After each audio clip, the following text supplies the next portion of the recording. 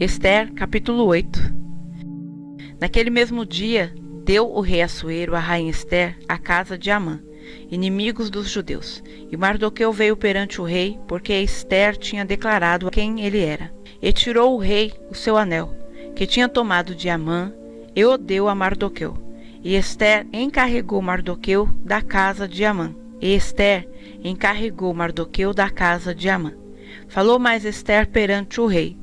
E se lhe lançou aos pés e chorou, e lhe suplicou que revogasse a maldade de Amã, o agagita, e o intento que tinha projetado contra os judeus.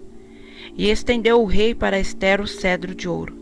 Então Ester se levantou e pôs-se em pé perante o rei, e disse: Se bem parecer ao rei, e se eu achei graça perante ele, e se este negócio é reto diante do rei, e se eu lhe agrado aos seus olhos, escreva-se que se revoguem as cartas concebidas por Amã, filho de Amadata, o agagita, as quais ele escreveu para aniquilar os judeus, que estão em todas as províncias do rei. Pois como poderei ver o mal que sobrevirá ao meu povo, e como poderei ver a destruição da minha parentela? Então disse o rei a Assuero, a rainha Ester e ao judeu Mardoqueu: Eis que dei a Ester a casa de Amã, e a ele penduraram numa forca, porquanto estendera as mãos contra os judeus. Escrevei, pois, aos judeus, como parecer bem aos vossos olhos, em nome do rei, e selai-o com o anel do rei.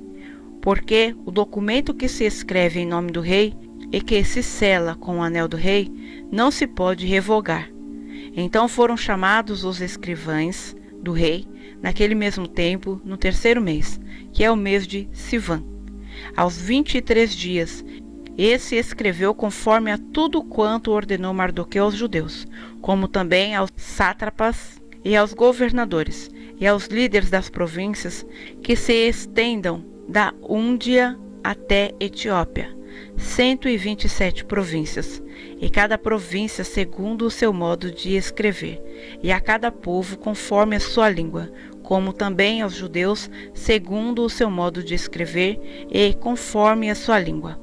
E escreveram-se em nome do rei Assuero e, selando-as com o anel do rei, enviaram as cartas pela mão de correios a cavalo, que cavalgavam sobre os jinetes que eram das cavalariças do rei. Nelas o rei concedia aos judeus que havia em cada cidade que se reunissem e se dispusessem para defenderem as suas vidas e para destruírem, matarem e aniquilarem todas as forças do povo e da província que viessem contra eles, crianças e mulheres, e que se saqueassem os seus bens.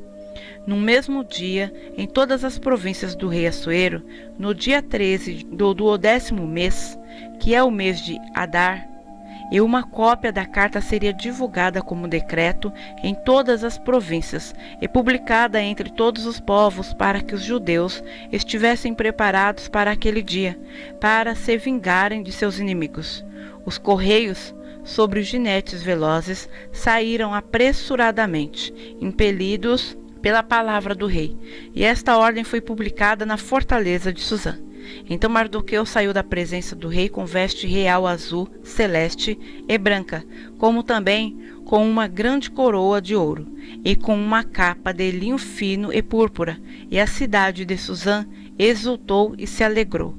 E para os judeus houve luz, e alegria e gozo e honra, também em toda a província, e em toda a cidade, aonde chegava a palavra do rei e a sua ordem, havia entre os judeus alegria e gozo, banquetes e dias de folgueto, e muitos dos povos da terra se fizeram judeus, porque o temor dos judeus tinha caído sobre eles.